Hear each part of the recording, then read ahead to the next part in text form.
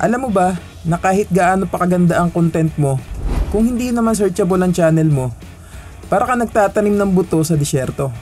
Walang makakakita, walang tutubo. Kung nagsisimula ka pa lang bilang isang YouTuber, ito ang video na hindi mo dapat palampasin. Dito, tuturuan kita kung paano maging searchable ang channel mo, paano magsimula ng tama sa YouTube, at paano i-customize ang channel mo para magmukhang legit at professional sa mga viewers. Kung seryoso kang mag-grow at ayaw mong mag-upload ng content na walang makakakita, siguraduhin mong tapusin mo tong video na to hanggang sa dulo.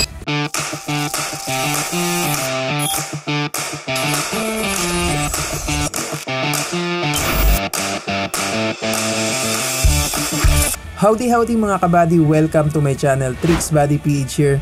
So sa mga hindi pa po nakakakilala, I'm Joben of Tricksbuddy PH and I'm doing YouTube for 2 years mahigit na, almost 3 years na. So sa mga hindi pa po nakakaalam, ang mga content natin is about sa mga APN tricks. At recently nag-add na rin po tayo ng mga YouTube tips para makatulong na rin po sa mga baguhang content creator na gustong sumubok o gustong magsimula dito kay YouTube. So unahin muna natin. Ano nga ba ang ibig sabihin kapag sinasabi natin na searchable ang channel? Kapag searchable ang channel mo, ibig sabihin madali kang makita ng mga tao kapag naghahanap sila ng mga videos na related sa mga content mo. Para maging searchable ang channel mo, click mo lang ang iyong profile sa YouTube, click mo tong view profile, click customize channel. So dito ka mapupunta sa YouTube Studio. Punta ka lang dito sa settings. And then punta ka dito sa keywords and then i-type mo dito yung pangalan ng channel mo at maglagay ka din dito ng mga keywords na related sa mga content mo. Pwede kang mag-ask kay ChatGPT ng mga keywords na the best sa channel mo at sa mga content mo. Para kapag nag-search yung mga viewers mo about sa channel mo at sa mga videos mo, lalabas at lalabas yan sa search results dito sa YouTube. Halimbawa, kung gumagawa ka ng cooking videos, dapat lumalabas ka sa search results kapag may nag-type ng easy chicken recipe.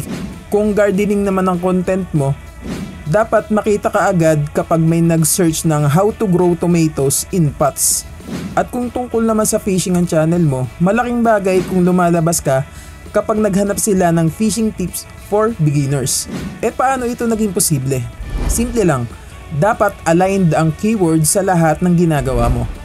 Ilagay ang tamang keywords sa channel description, gumamit ng keywords sa mga video titles at thumbnails, at siguraduhin na consistent ang niche mo para alam ni YouTube kung saan ka ipupush. Ngayon, punta naman tayo sa mga basics na dapat alam ng bawat baguhang YouTuber.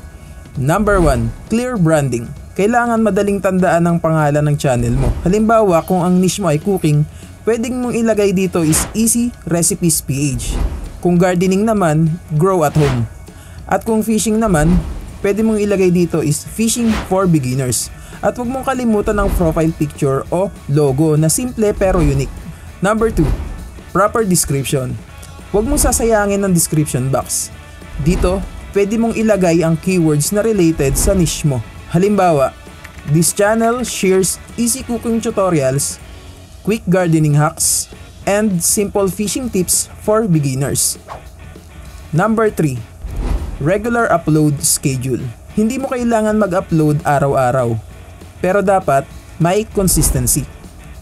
Kahit once a week, basta tuloy-tuloy. Number 4, quality over quantity. Mas mabuti na ang isang malinaw, informative at maayos na video.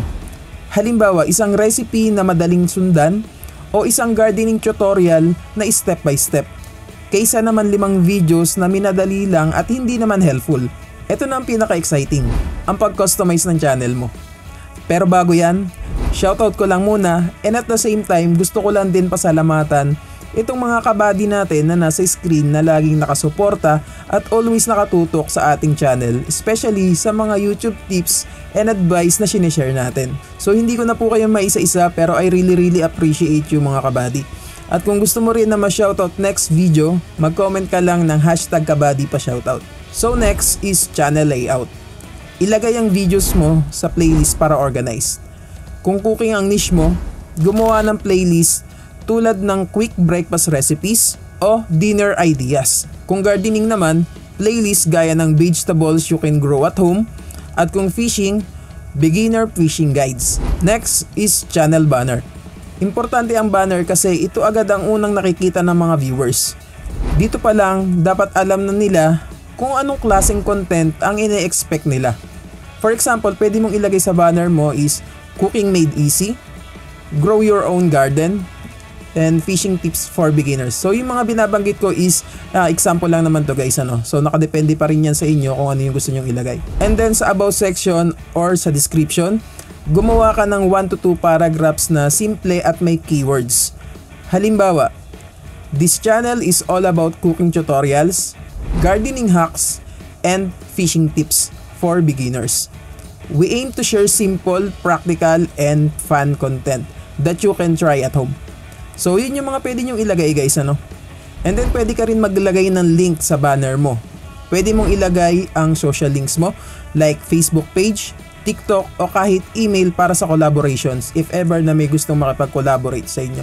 Next is thumbnails. Huwag mong i-underestimate ang thumbnails.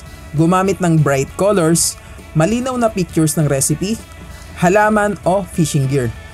At malaking text na madaling basahin kahit maliit ang screen. Ito ang tatandaan nyo guys. Thumbnail ang unang dinadaanan bago mag-click ang viewers sa videos mo. Bago tayo mag-wrap up, ito pa ang ilang bonus tips para mas maging searchable ka. Unang-una, mag-engage ka sa comment section. Kapag nagre-reply ka, mas tumataas ang interaction ng videos mo. Pangalawa, gumamit ng YouTube Shorts. Pwede kang gumawa ng mabilis na 30-second cooking hack, quick gardening tip, o fishing knot tutorial. Pangatlo, share sa social media. I-post ang videos mo sa Facebook groups, TikTok at iba pang platforms. And then last is end screen at cards. Gumamit nito para i-direct ang viewers mo sa iba mo pang videos. Mas maraming watch time, mas searchable ka. So kung gusto mo talaga mag-level up dito sa YouTube, huwag mong kalimutan yung mga basics na tinalakay natin.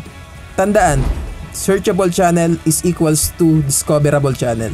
Kung nagustuhan mo ito, i-like, i-subscribe at i-share mo na para makatulong din sa iba na nagsisimula. Mag-comment ka din sa baba kung gusto mong gumawa pa ako ng tutorials tungkol sa YouTube growth at channel optimization. This is TricksBuddy PH, reminding you na lahat ng successful YouTubers nagsimula lang sa basics. Simulan mo na ngayon, i-customize mo na ang channel mo at gawin nating mas searchable at standout ang content mo. Kung gusto mo pa ng iba pang YouTube tips, click mo lang yung video na lalabas pagkatapos nito. Muli, ito po si TricksBuddy PH. Tandaan, daig ng taong matanong, ang taong nagmamarunong. God bless po sa lahat. Yun lang. Salamat.